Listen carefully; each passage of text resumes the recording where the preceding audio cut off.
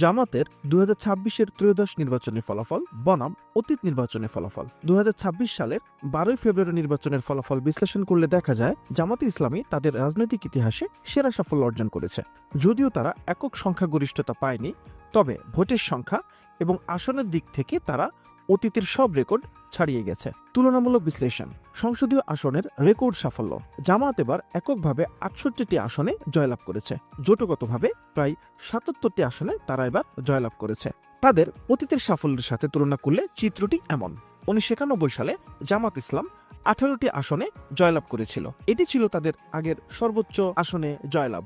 2001 সালে জামাত ইসলাম 17টি আসনে জয়লাভ করেছিল, যা বিএনপির সাথে জোটবদ্ধ হয়ে। 2008 সালে জামাত ইসলাম মাত্র 2টি আসনে জয়লাভ করে। 2026 সালে জামাত ইসলাম নিজ প্রতীকে 68টি আসনে জয়লাভ করেছে।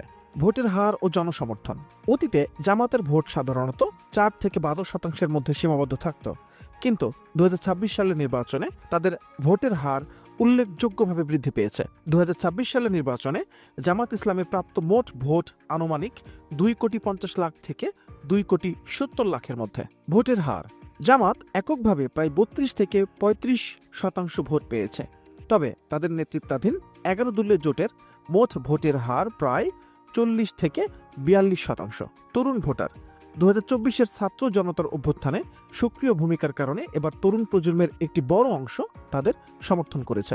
সাংগঠনিক শক্তির বহিঃপ্রকাশ: জামাত এবার 179টি আসনে প্রার্থী দিয়েছিল এবং তাদের প্রায় প্রতিটি প্রার্থী মূল প্রতিদ্বন্দ্বিতায় ছিলেন। আগে তারা মূলত উত্তরবঙ্গ বা নির্দিষ্ট কিছু আসনে শক্তিশালী ছিল, কিন্তু এবার তারা সারা দেশে, এমনকি ঢাকার মতো আসনেও জয়লাভ করে তাদের বিস্তৃত ভিত্তি প্রমাণ করেছে। কেন এই ফলাফলকে ভালো বলা হচ্ছে? আগে জামাতকে সবসময় বিএনপির বি টিম বা ছোট সহযোগী মনে করা হতো, কিন্তু 2026-এর নির্বাচনে তারা এককভাবে লড়াই করে দেশের দ্বিতীয় বৃহত্তম শক্তিতে পরিণত হয়েছে।